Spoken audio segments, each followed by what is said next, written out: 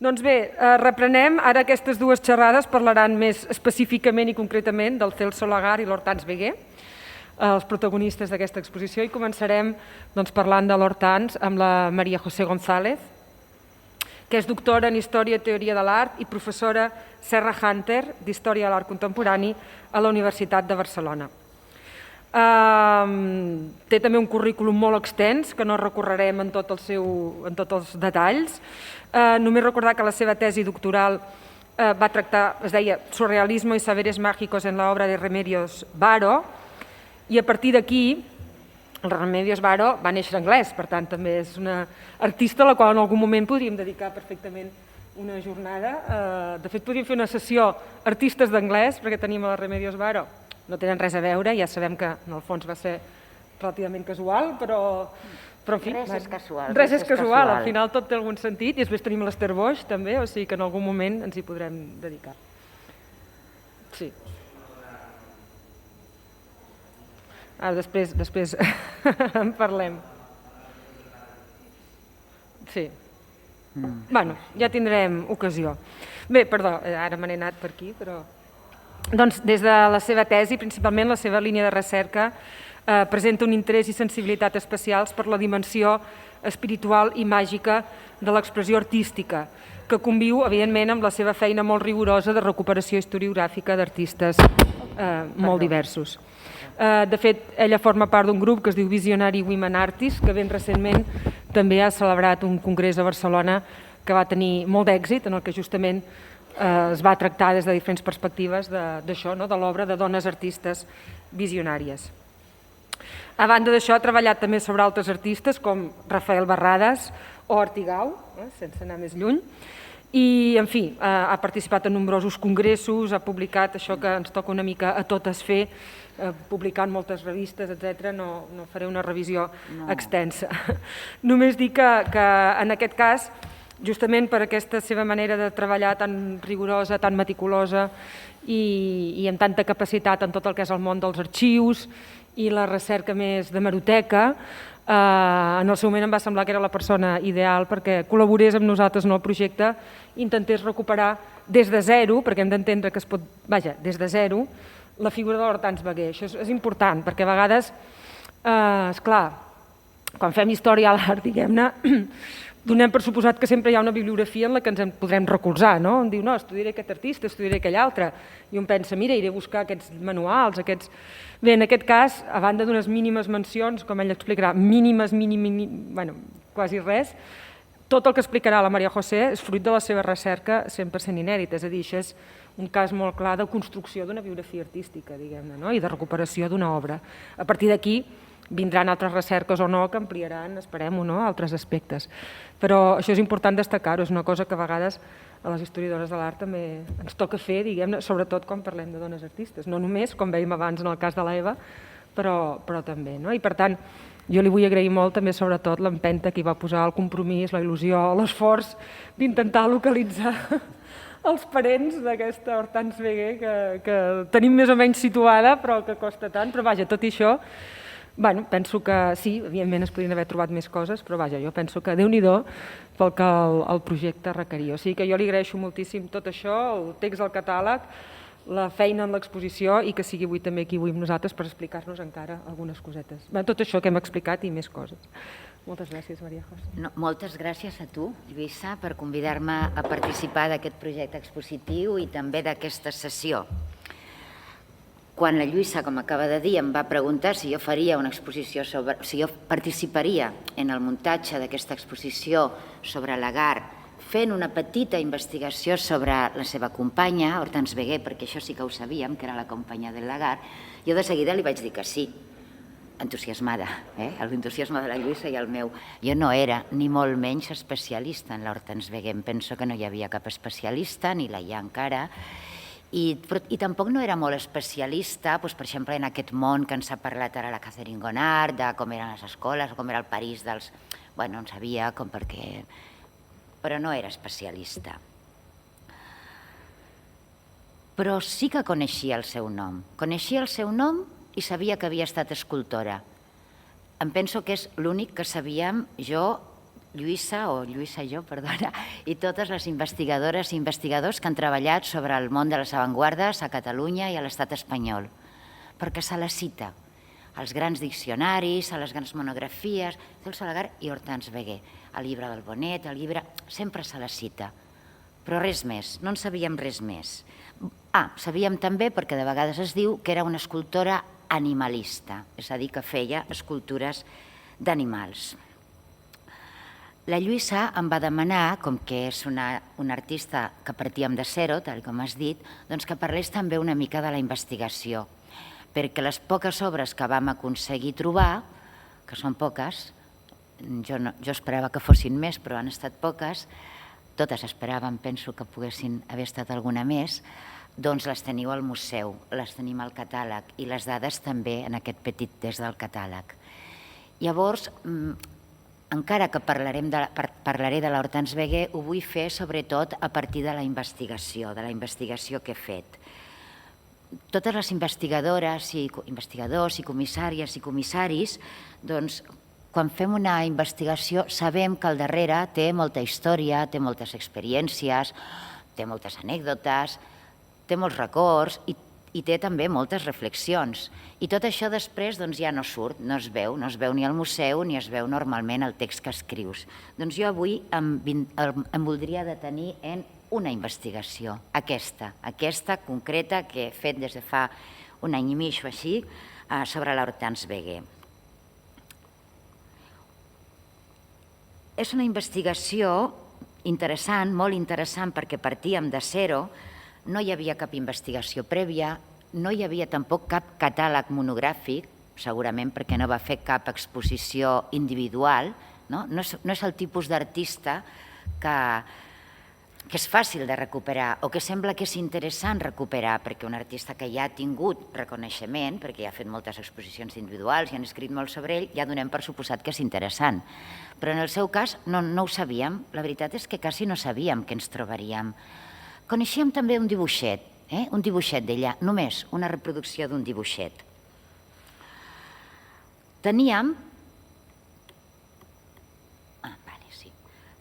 Coneixíem, com a punt de partida, a part d'aquest dibuixet que ara veurem i que és important i que segurament coneixíem aquest artista per aquest dibuixet, perquè és un dibuixet d'un animal que ella va publicar a Un enemic del poble, i la revista Un enemic del poble l'ha treballat molta gent, molts historiadors, molts crítics. Llavors, per aquest dibuixet teníem unes petites entrades, molt petites, veieu, a alguns diccionaris. Jo us he fet un recull dels més importants.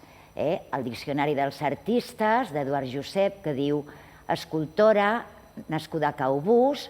A la seva exposició, no diu ni l'any que va néixer, a la seva exposició de l'abril del 28 a la Galeria Swarovski va exposar i diu 4 títols, que la va presentar Max Jacob i que l'any anterior, el 27, va presentar i ens dona també 2 títols, és a dir, cita 2 exposicions i 4 títols.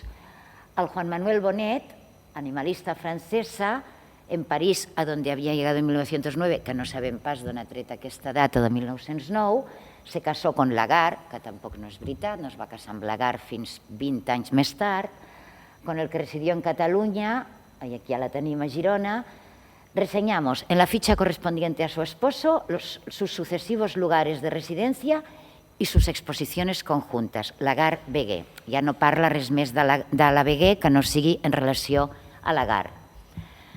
El Benecit, que és un dels diccionaris francesos més reconeguts, doncs diu alguna cosa interessant. Diu nascuda a Caubús, als Pirinès, i això està bé perquè hi ha 2 Caubús, llavors també hagués estat una investigació doble, haver de buscar els 2 pobles que es diuen Caubús, el 1892, i ens dona una indicació que tampoc no és exacta, no va néixer el 1892, és a dir, que en teníem poca i a més poc afinada.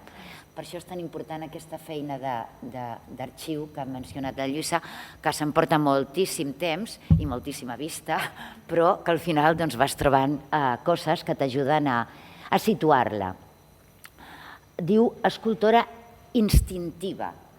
Aquest instintiva potser vol dir que no va anar a escola, que no va aprendre, però tampoc no ho sabem, perquè aquesta investigació encara està per fer. Per això li he preguntat abans a la Catherine Gonard on trobar aquests arxius i llistes d'alumnes d'acadèmies on podien anar dones escultores que van a París el 1909, segurament el Bonet ho treu del Benecit, i que va dibuixar el zoològic, el jardí de plantes, que era en aquell moment el zoològic de París. En una altra traducció, en una altra versió d'aquest diccionari es diu, que està baix traduït a l'anglès, es diu que va ser autodidacta i que tallava animals amb un ganivet. Com que va començar a aprendre així, tallant amb un ganivet, com si fos una pastoreta, que de fet ho era pel lloc on va néixer, quan es cuidava els animals, com que era una... I també el diccionari Ràfols, com que va passar uns anys a Catalunya i està el seu nom molt present en Un enemic del poble i a la gran exposició de les avantguardes a Catalunya i al diccionari del Joan Manuel Bonet, a tots els estudis surt el nom, doncs també aquí parla una mica que va estar a Girona el 1915, que va exposar a Barcelona el 15, a Barcelona el 18, va exposar també el 16, i que va presentar escultures i dibuixos i que va tornar a París. Molt poc, això és el que teníem. I teníem també un altre punt de partida, que és un mitjà molt popular de difusió i que pot ser un mitjà molt seriós també de divulgació, no sempre ho és, però ho pot ser. Teníem 4 dades també. A partir d'aquestes 4 dades, que també dona alguna bibliografia, veiem que aquí diu que neix a Tarbes, ja no neix a Caubús, ara neix a Tarbes. I tot això ha estat un embolic per poder, un dels meus objectius era trobar algú, pensàvem que no havia tingut filles ni fills, doncs trobar algú, una reneboda o una filla d'una reneboda, que pogués tenir unes fotos, unes cartes, o fins i tot alguns dibuixos, algunes escultures, i per això era important saber on havia estat la seva família i on podien quedar familiars i si hi havia hagut una casa familiar, diguem-ne. També al llarg de la investigació vam acabar aclarint que va néixer a Caubús, però que a la seva acta de defunció, que està aquí, acta de decés, deia que havia nascut a Tarbes. Llavors havíem agafat aquesta, però als arxius l'acte de naixement és a Caubús. No sé qui ho ha fet, però l'altre dia quan preparava aquest PowerPoint vaig veure l'entrada a la Wikipedia catalana, que està feta fa una setmana. No sé qui l'ha fet, és igual. Fa una setmana, vull dir que abans que s'inaugurés no sé quin dia era, 5 em sembla. Uns dies abans que s'inaugurés l'exposició, algú ja havia posat un munt de dades mencionant el catàleg, mencionant, fixeu-vos quina llista de referències, és a dir que ara qualsevol estudiant o estudianta que vulgui treballar sobre l'Hortense Veguer ja té un punt de partida important, i això només d'un dia per l'altre, i això és molt important, encara que de vegades ens sembli que la Wikipedia és una mica tonta. Aquest és el dibuix, un apunt per Hortènsia Veguer, és l'únic dibuix que coneixíem d'ella. No dona tampoc per pensar moltes coses, a part que li interessaven els animals, li interessava representar animals. No coneixíem cap peça escultòrica, sabíem que era escultora, però només coneixíem aquest dibuixet. Per això va ser molt important que la Lluïsa Feixedes pensés que l'ocasió de fer una exposició de Lagar al Museu d'Art de Girona era també l'ocasió per obrir un espai per conèixer l'obra o per intentar conèixer l'obra de la que va ser la seva companya de vida, perquè des que es van conèixer a París van estar tota la vida junts. No es van casar quan es van conèixer. Quan fas una investigació hi ha molts detalls que parlen de l'obra, hi ha detalls que són detalls que cadascú pot interpretar o cadascuna una mica. A mi em va fer molta il·lusió quan vaig trobar una mica de casualitat l'acte de matrimoni de Lagar i de Veguer, perquè que si eren nòvios o pareja o casats no és molt important. Però el que sí que em va semblar important és que es van casar quan ja portaven 20 i pico d'anys junts. Això ara potser és més habitual, però per una parella, que la dona era una dona que venia d'un poble petit i que arriba a París, que és una de les altres grans preguntes que m'ha despertat aquesta investigació, doncs pensar en que hi ha un moment que decideixen casar-se, doncs ens parla també d'aquesta relació de parella. Bé, l'objectiu d'aquesta investigació era recollir informació sobre l'artista i sobre la seva obra. Per això s'havia d'intentar trobar el màxim de crítiques, de documents, de fotografies, de cartes, de localitzar el màxim d'obres. I per això jo vaig emprendre 3 camins que tota l'estona es van anar creuant i a més que són simultanis i que un fa créixer l'altre i que un t'adreça a cercar les seves obres que poguessin estar a museus o que poguessin estar a col·leccions particulars a través sobretot de les cases de subhastes. Coneixíem també, la Lluïsa havia conegut ja també el nom d'un col·leccionista a París que tenia dibuixos d'ella, però encara no els havíem vist, vull dir que no sabíem ni el que eren. Després, fer també una cerca bibliogràfica i documental, i hemerogràfica, sistemàtica i exhaustiva. I després aquesta cerca dels familiars.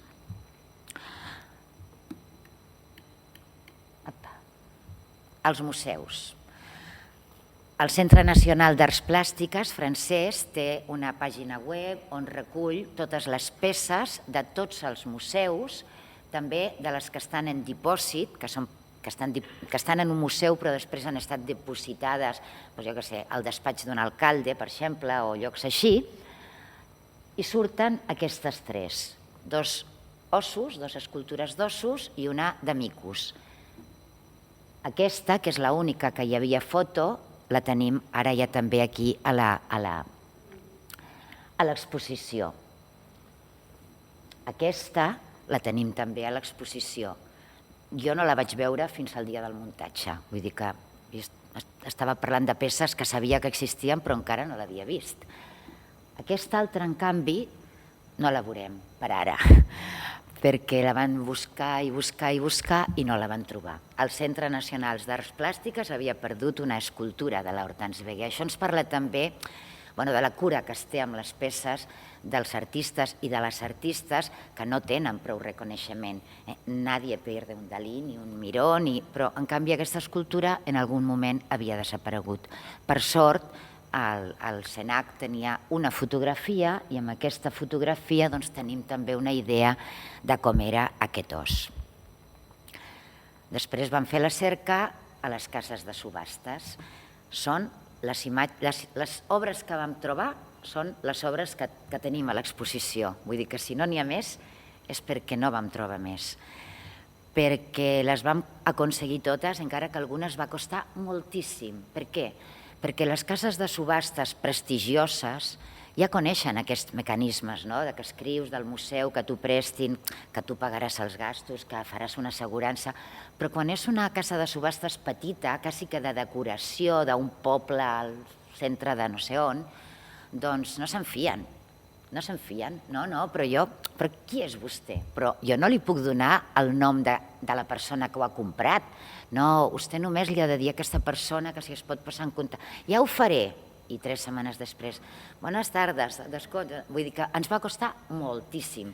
I vam arribar, i aquell li havia venut a un altre, i l'altre li havia venut a un altre, i l'altre era quasi com un drapaire que volia que ho compréssim, i vull dir que era tot fins que finalment vam poder aconseguir aquestes peces,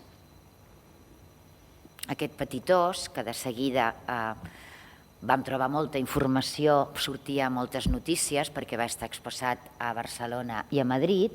Aquesta peça, que és una peça anterior a quan va venir a Barcelona, amb l'Agar, ells van venir amb la Primera Guerra Mundial, és una peça molt diferent que totes les altres que hem conegut, tant com a peces com en fotografia.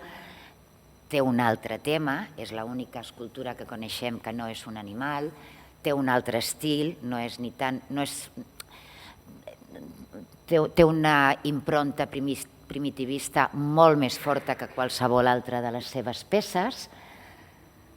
Aquests micos, que aquests sí que els coneixíem, i que fan una mica com parella amb els altres, no vam trobar més, fins que 4 dies abans de la inauguració va aparèixer un altre. És a dir, que és una investigació que està iniciada, que s'ha de continuar i que quan més investiguem, més trobarem, i quan més trobem, més podrem parlar de l'artista, perquè en poques peces no és fàcil establir unes hipòtesis i dir... El que jo he aconseguit és establir moltes preguntes que ara s'han d'anar com responent. A l'hemerografia, a la consulta de l'hemerografia, doncs també van anar sortint imatges d'aquestes peces, que algunes les hem aconseguit, com el famós osset, altres no, però coneixem que existien, o altres que finalment sí que hem aconseguit, com aquesta que va exposar al Saló dels Independents del 27. L'hemerografia, tant la catalana i madrilenya, la barcelonesa gironina madrilenya, com la parisina, que he intentat buidar de la manera més sistemàtica possible, encara que abans d'ahir preparant això encara em trobo una cosa que se m'havia escapat i això passarà i passarà i passarà sempre, doncs ens dona també una idea de quin ressò va tenir la seva obra en el seu moment. Ella no va fer cap exposició individual, encara que sí va fer algunes que són quasi individuals perquè eren Lagar i ella. I Lagar i ella sí que van fer unes quantes. Sobretot la del 28 a la Galeria Swarovski, que té un text del Marc Jacob que parla sobre ella i que ens dona una llista sencera de les peces que van exposar. També tenim moltes obres que coneixem el títol, sabem que va fer uns bous, un rinoceront, però no els hem vist mai, i també algunes imatges. El que sí que te n'adones amb la hemerografia és que moltes vegades la citen. És a dir, que al Saló dels Independents del 26, del 27, exposaven molts i moltes artistes i no necessàriament els diaris parlaven de totes, però d'ella moltes vegades parlaven, encara que només 3, 4, 6 línies, no més. Però sempre deien alguna cosa dels seus animals.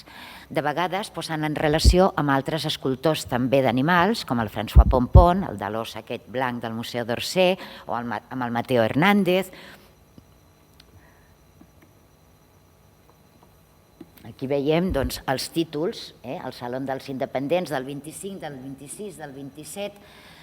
Estava molt present perquè després el del Sur Independents, després el Salón de Otoño, sempre en aquests salons oberts a la participació ella participava. Algunes, això és una reproducció a la revista Sagers del 1930, aquest gos ja el coneixem, perquè sí que el tenim aquí, i que potser és, però tampoc no ho podem saber, aquest retrat de Rex gos llop, però vull dir, tenim un munt de dades, com de peces d'un trencaclosques, que encara s'han d'anar posant en relació. Aquest grup de biixes, de serves, potser és aquella que hem vist a la foto. Bé, tenim noms, tenim imatges, tenim...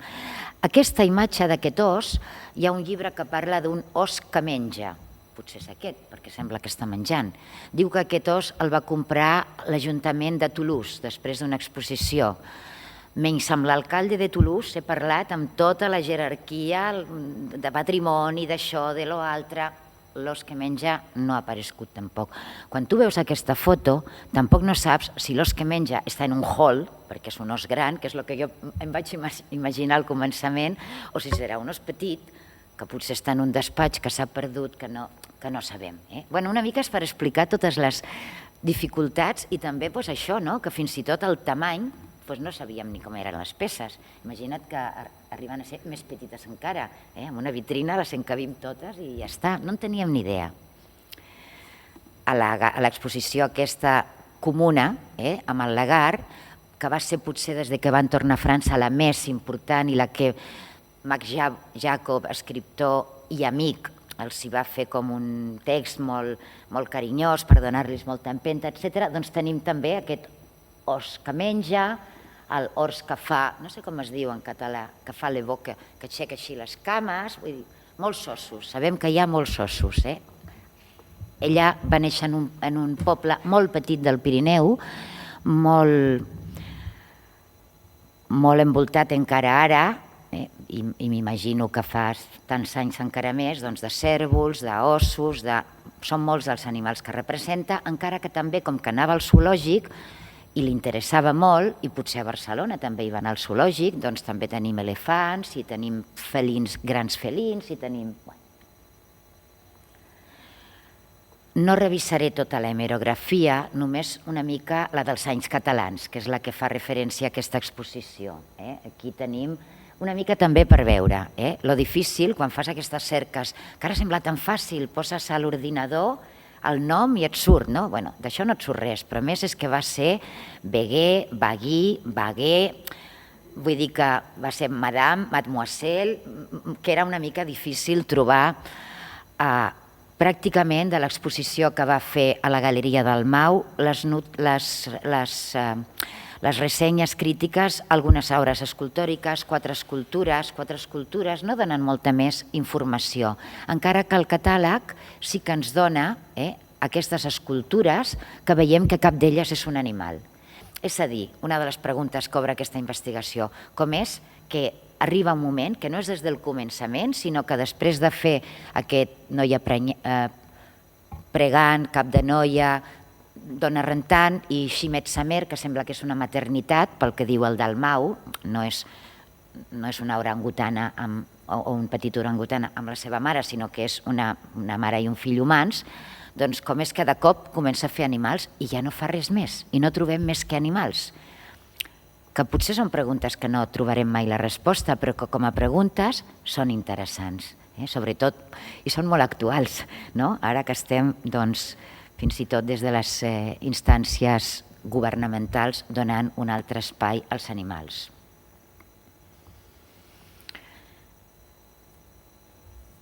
L'Hortènsia Beguer va participar en 2 exposicions a Catalunya, aquesta va ser la segona, a les Laietanes, també amb Lagar, escultures i dibuixos animalistes d'Hortens Beguer, i tenim també aquí només alguna crítica, ara us posaré una altra imatge amb 5 que he subratllat algunes coses, però totes van repetint una mica el mateix, primitivisme, sincer primitivisme, que en els anys 10 és una paraula central en la producció artística, que si persisteix en el seu camí arribarà a convertir-se en una de les millors interpretadores d'aquest treball d'interpretació de les bèsties, tant per les escultures com pels dibuixos. Diu que si persisteix per aquest treball, i a les altres crítiques, només mireu el que he posat una mica en negreta, doncs sí que es parla també d'aquest primitivisme, es parla d'una artista molt sensible i es parla també d'un artista que li falta tècnica. També per això la pregunta de si va estudiar o no. No parece una artista hábil ni habilidosa, diu el Joan Sachs. Pero la habilidad sí deberá solicitarla al artista cuando juzgue oportuna la cooperación de la habilidad a la visión escultórica de la que ahora parece excesivamente preocupada. Bé, això és un comentari també que ens pot fer pensar que ella és una artista molt moderna, perquè li interessa més aquesta visió escultòrica de volums, de formes, que no l'habilitat tècnica. Molts artistes de l'avantguarda no posen al centre l'habilitat tècnica. L'exquisita sensibilitat, però que necessita, diu el Llorenç Artigas, un millor domini de la tècnica que no els esmussi, perquè aquests animals, com que tampoc no sabem ni quins animals eren, ni tenim fotos, doncs tampoc no podem saber molt bé a què es referien aquestes escultures. El Josep Maria Junoy, només aquesta frase que la podreu veure després convertida en cal·ligrama en un catàleg i reproduïda també a l'exposició. Primitiu, estilització, inseguretat de la forma. Sempre repeteixen el mateix sobre ella. L'última exposició que va fer a l'Estat espanyol, al Salón de l'Ateneo de Madrid, també amb Lagar. Escultures animalistes, diu el catàleg, i aquí és on tenim el cal·ligrama aquest, que està ampliat a l'exposició. Aquesta figura una altra vegada reproduïda, ja ho havia estat a Bellinou, ho torna a estar aquí, a més amb la notícia que el van robar. Aquest osset el van robar a l'Ateneu. Ja està, no en sabem més. Si el van recuperar, si no, si era una peça única, si havia fet una tirada de 4, si n'hi ha més ossets, i la primera vegada que tenim una imatge d'ella, el 18. Sabem també reducides dimensiones, toros de guisando, que és un primitivisme nacional, diguem-ne, no d'Àfrica ni de depurado, sintético, primitivo. Us he dit que no faria una revisió de la hemerografia francesa, però només per posar un parell d'extractes, hi ha de l'any 37 i hi ha de l'any 49, perquè us feu una idea de com són el tipus de comentaris que es fan. No són més llargs que això, però Celso Lagar, la seva dona, una jove francesa, a l'any 37 ella tenia 47 anys, vull dir que no era tan jove francesa. Què tenen de veritat aquests comentaris? Que potser no coneixia l'artista, però coneixia l'obra, i per això diu que són profundament humans els seus animals, que és veritat que aquests dos micos que s'estan agafant, que tenim a l'exposició, són d'una tendresa molt... o peces, com aquest cinocèfal, que no en tenim ni idea ni de com era, ni de què. I de vegades, doncs, crítiques una mica literàries, no? El Nilo y donde vela el sueño de un faraón, que no ens donen moltes dades sobre... no són crítiques molt... I un altre punt de partida que teníem era en aquest llibre, en aquesta monografia sobre el Celso Lagar, que és una mica que també la professora Feixeda s'ha trobat moltes dades errònies o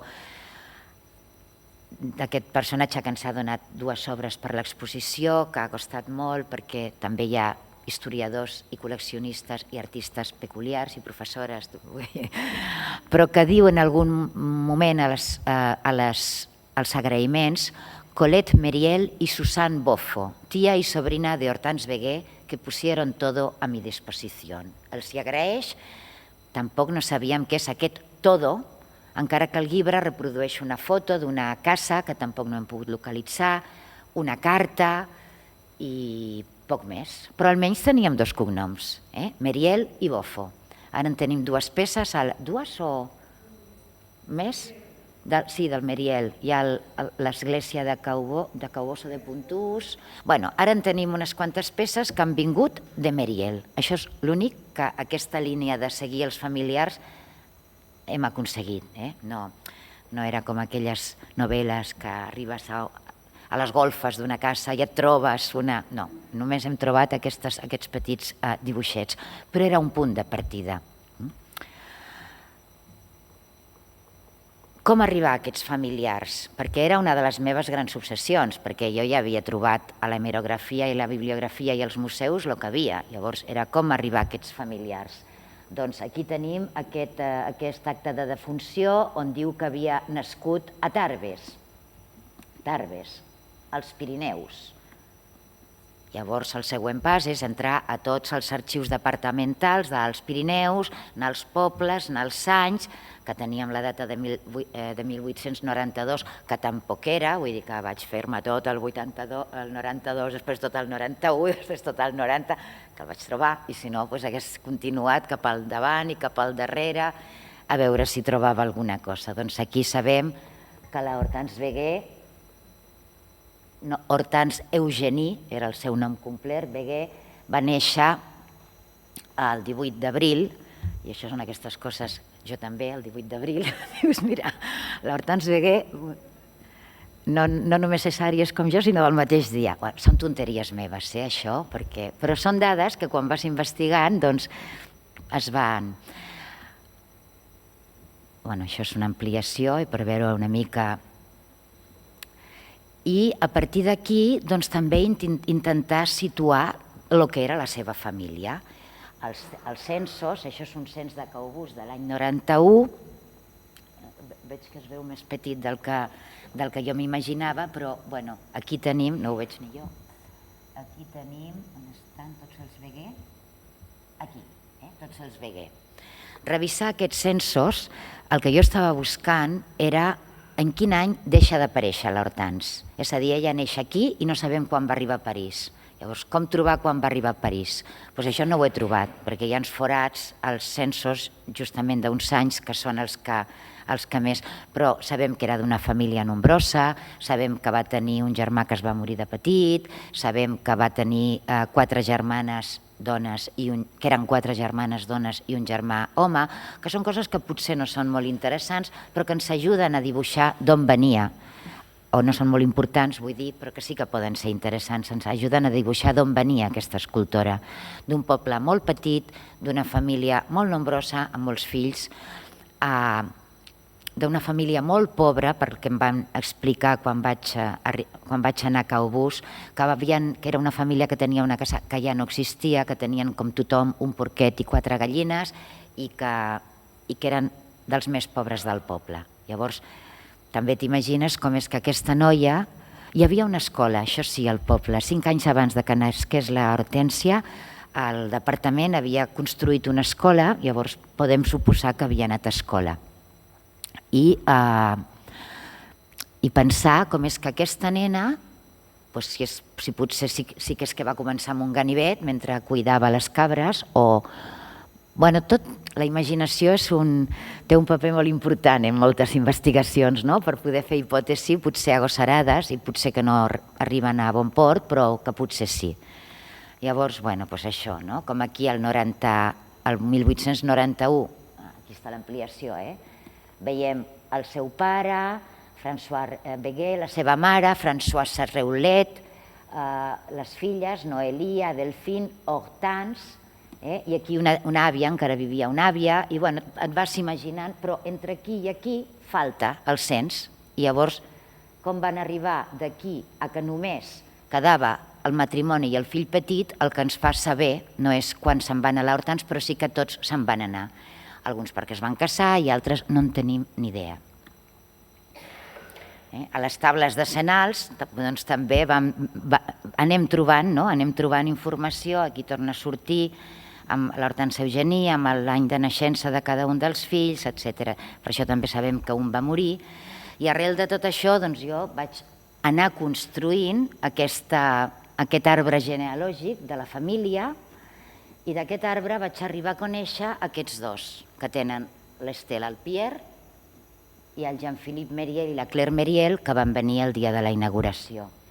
El Pierre Béguet no en sabia res, no en volia parlar res, era d'un poble més petit encara, tenia un càrrec a la mairie, a l'Ajuntament, però no sabia res d'art, ni havia sentit parlar de la seva tieta, encara que després, quan li vaig enviar això i 4 crítiques i una foto de l'Hortense, doncs de seguida va canviar el seu to i es va interessar. I aquests dos, el Jean-Philippe i la Claire, que viuen a París, doncs vaig arribar per una carambola, perquè jo vaig arribar a Caubós pensant que seria com un poble dels Pirineus Orientals, que és el que jo conec, poble petit, una plaça, a les cases al voltant, tu vas a la plaça i quan arriba el pa tothom va a la plaça i tu pots parlar amb tothom, però no, no hi ha plaça, són 4 cases desperdigades que no pots trobar. I una altra cosa que no hi havia pensat, i havia d'haver pensat però no hi vaig pensar, jo em vaig recórrer tots els cementiris de Caubús, de Pontús, de no sé què, buscant el cognom. Però clar, quasi tot eren dones. La Hortense i les seves germanes, doncs, com que a França perds el cognom, quan et cases, doncs a mi no em sortia Béguet per enlloc. Abans de fer això, havia buscat tots els Béguet i Reulets a les pàgines grogues, que les de França estan penjades a l'internet, i els hi havia escrit a tothom que si eren qualsevol Béguet dels 10 pobles del voltant, que si eren família de l'Hortense Béguet. I em va contestar una persona que no era família, però que el seu cunyat li havia fet arribar la carta i que ell li interessava molt la genealogia i em va enviar això mateix que havia fet jo, doncs m'ho va enviar també. Vull dir que hi ha gent molt generosa, que et dona la informació.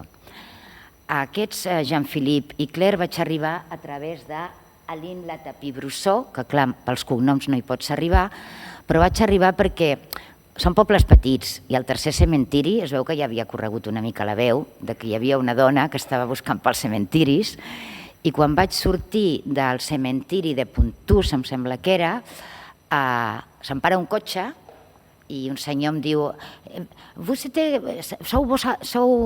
ets tu que estàs buscant no sé què de la família B? Dic, sí, diu, doncs jo conec aquí, a veure, Aline, on està?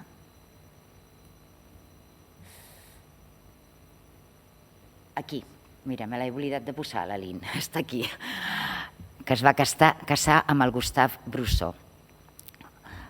O no, espera. Bueno, ara me faig un lío i no intentaré aclarir-lo, perquè per generació ha de ser una de les filles d'aquests tres que ja estan DCDs, els tres.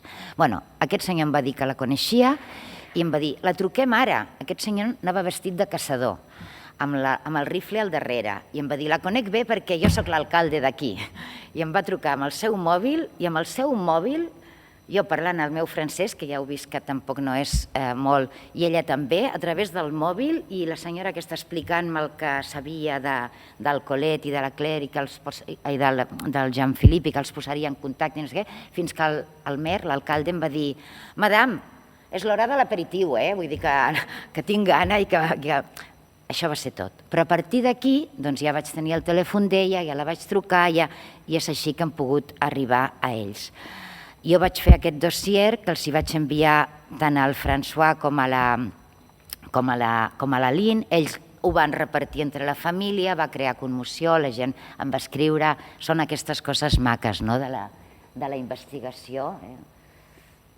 Toute la famille est très touchée d'avoir en possession votre recherche. No en tenien ni idea que tenien una tieta que havia fet escultura, que només els hi sonava la mare d'aquest Jean-Philippe Claire, que és la Colette, i la Susanne, que mencionava, us en recordeu que ho he dit, el Narciso Alba deia que també s'equivocava en la relació familiar, però no importa.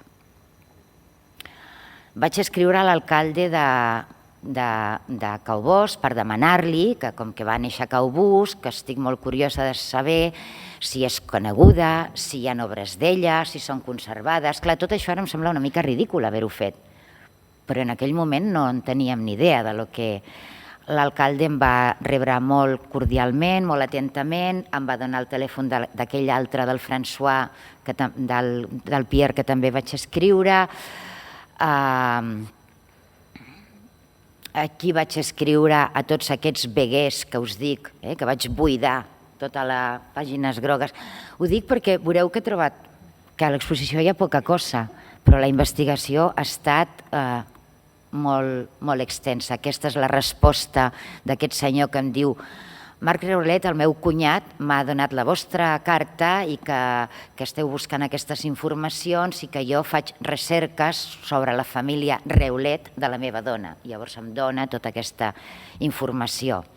Aquí eren una altra notícia que teníem de la investigació de l'Alba, i aquí teníem chez Madame Brousseau, un altre cognom, però que com també era de dona, també després estava perduda a les làpides dels cementiris, però que ens deia que havien estat allà, a casa de la seva cunyada, també, que passaven per allà. Això ho vaig deixar en totes les bústies de tots els pobles i dels ajuntaments per on vaig passar, que estem buscant aquestes informacions i que, si la coneixeu, que em contacteu. Res. Aquí és el seu poble, Caubús, i aquí és l'església i el cementiri del seu poble. I finalment, després de moltes... em vaig passar 4, 5, 6 cementiris, quan va sortir aquesta Susanne Boffo, i just quan sortia d'aquest cementiri és quan em va parar l'alcalde, que venia de caçar, i ja li havien dit, hi ha una dona que està buscant. Bé, doncs de la recerca familiar hem trobat aquests dibuixos que trobareu a sota.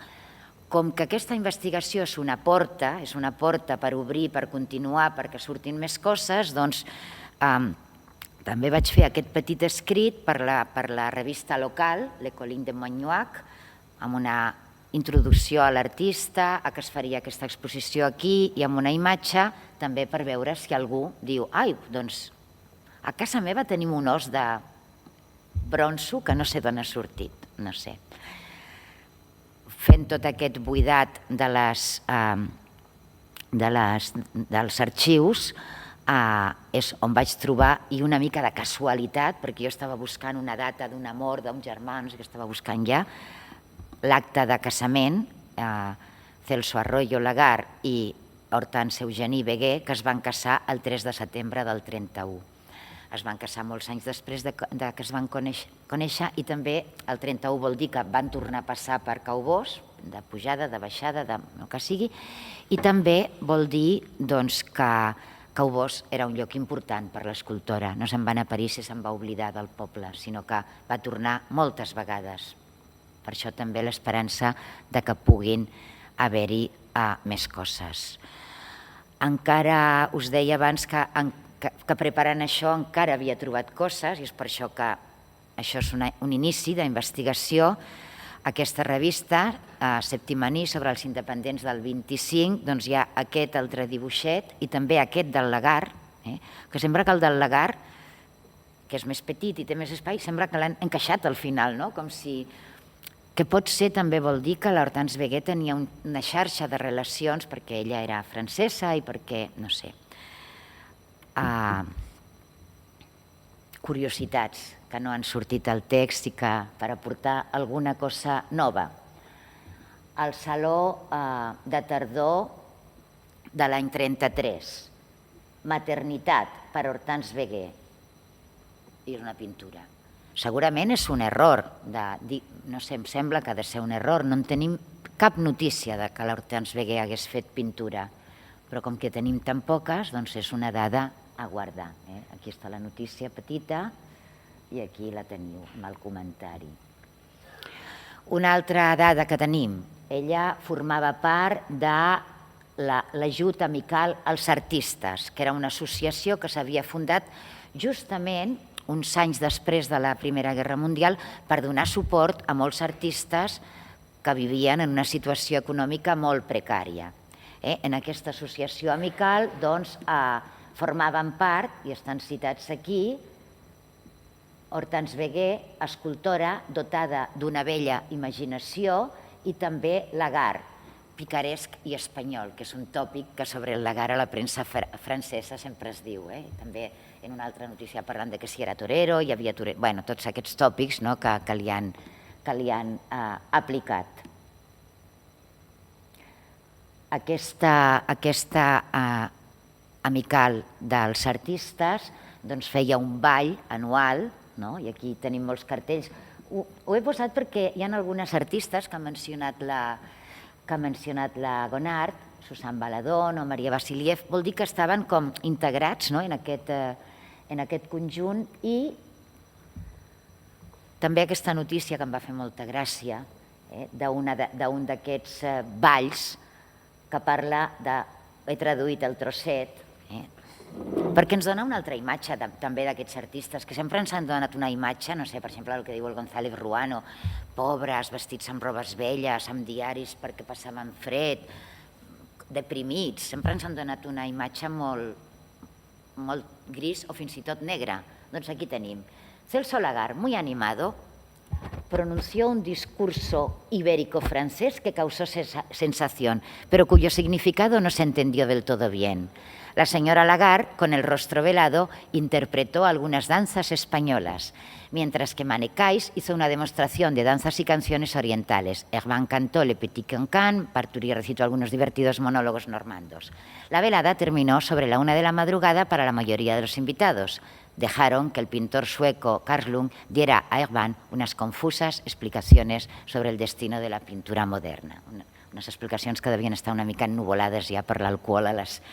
És a dir, que aquesta imatge de participació a la bohèmia, en aquest cas, és una participació joiosa, alegre, no és tant. L'exposició, la investigació, deixa moltes preguntes obertes. Més que conclusions, més que fer una història de vida, és obrir preguntes. Per què aquesta petit filla, aquesta nena joveneta, adolescent de Caubús, van a París? I com?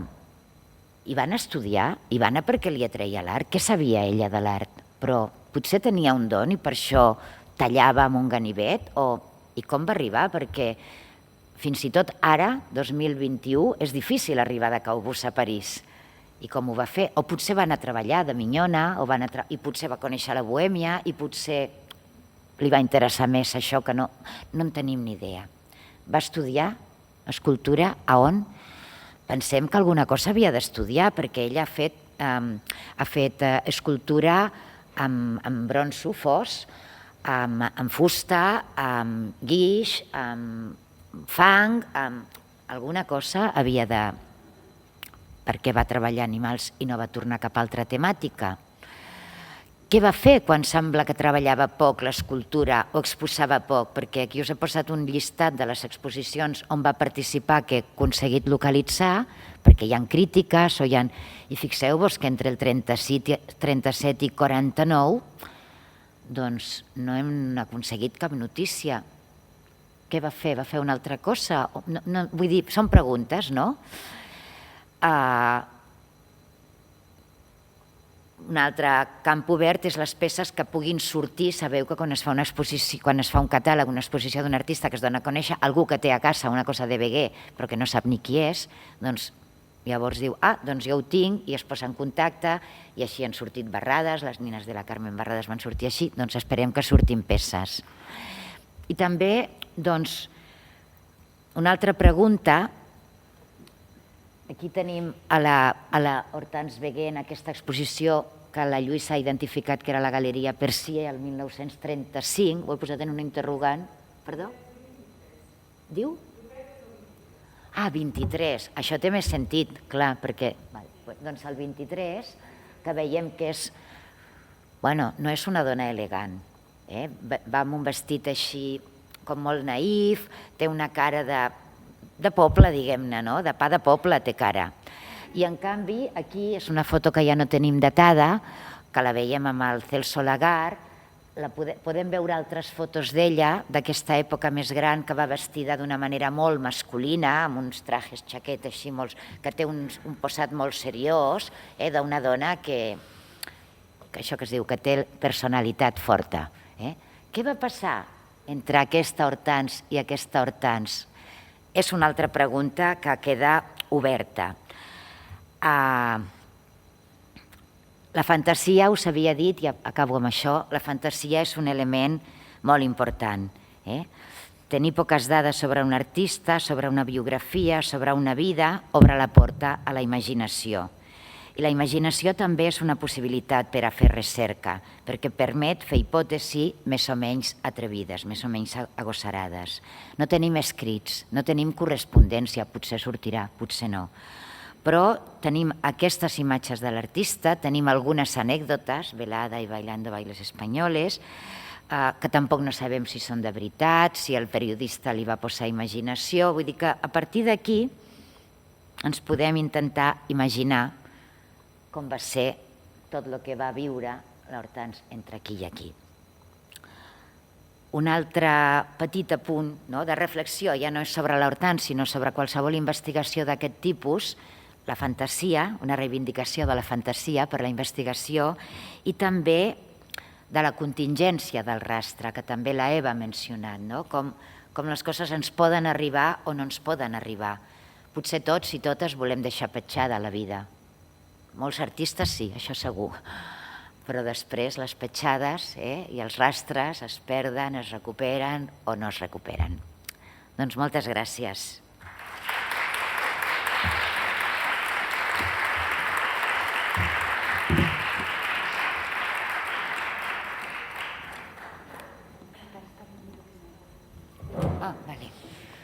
Moltes gràcies. No sé si algú vol fer alguna pregunta. La Pepa. Ai, micro? Bueno, si crides una mica, Pepa, ja...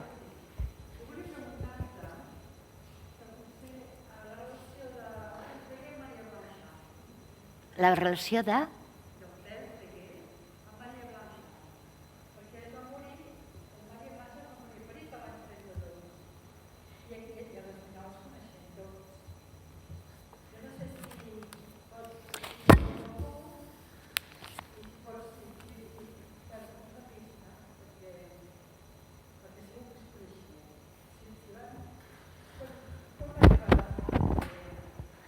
Suposem que cap al 14, 13...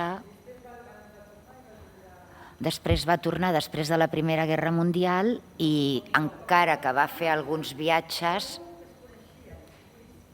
segurament, i potser també amb la Marie Vassiliev, però l'únic que tenim és que ella va participar en una exposició de dones artistes, on, per exemple, exposava també la Mela Mutter. Llavors podem pensar que les artistes que es coneixen en una inauguració d'una exposició conjunta poden continuar o no la seva relació, però no ho sabem. Tampoc no sabem si coneixia el Mateo Hernández, és que no tenim això, ni cartes, ni moltes fotos. Totes les fotos que tenim està o sola, o amb l'Agar, o amb aquell matrimoni que hi ha alguna foto, que va ser, de fet, aquesta dona que va donar alguns materials també al Narciso Alba, bueno, vull dir... Però sí, és molt possible, és molt possible. De fet, l'Alba té alguns materials de l'Hortans. Creiem que no és possible que tingui alguns materials que no hem vist. Que no ens els ha volgut ensenyar. No se sap. És possible, sí. La Marie Blanchard. La Pepa preguntava per si la...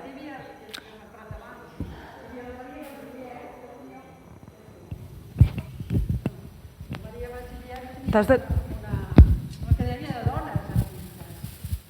Serà molt per anar. Sí. No, però jo ho deia perquè... La perquè... Café Gonart l'ha mencionat, aquesta acadèmia. Sí, ja ho he vist. No, només era perquè a vegades, estudiant el que ha quedat de Maria Blanchard, pot haver-hi alguna referència, no ho sé, o... Pot haver-hi, sí. O estudiant a Marie Vasiliev, que s'han descobert moltes artistes molt desconegudes, es podria trobar millor alguna referència a l'Hortens Veguer. Sí. Però bueno, jo evidentment... Hi ha referències molt maques sobre la Maria Blanchard als diaris de l'Angelina Beloff, la primera dona del Rivera, també personal sobre el seu... Però no diu res sobre... Vull dir que algunes coses sí que he anat buidant, però clar, aquí ja sí que no he arribat a fer un buidat sistemàtic de tots els estudis, sí. Però sí, hauria d'anar sortint més coses, sí.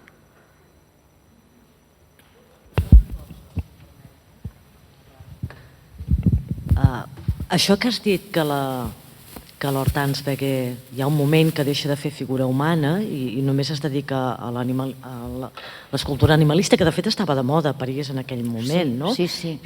Aquí, per exemple, a Barcelona, a Catalunya, en Pere Inglada era el nostre gran dibuixant animalista també, no?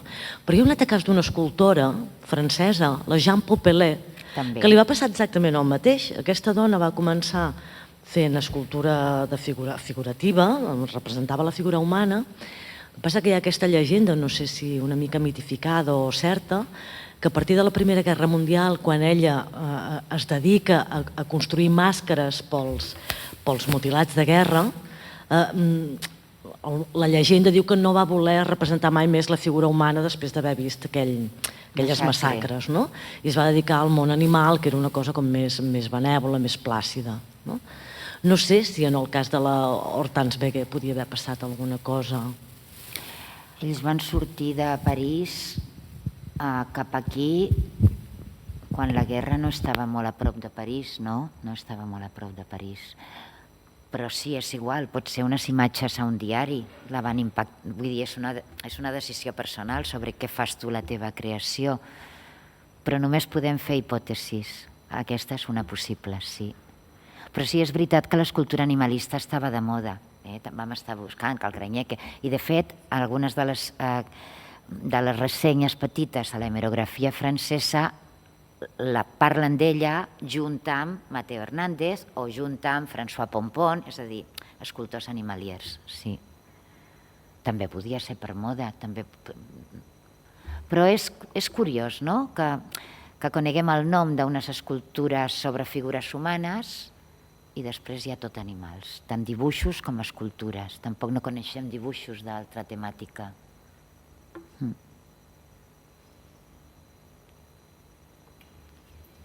Molt bé, si us sembla ho deixem aquí, que anem una mica endarrerits, i així i després al final, si hi ha alguna altra pregunta, ho fem totes juntes. Doncs molt bé, Maria José, merci. Gràcies.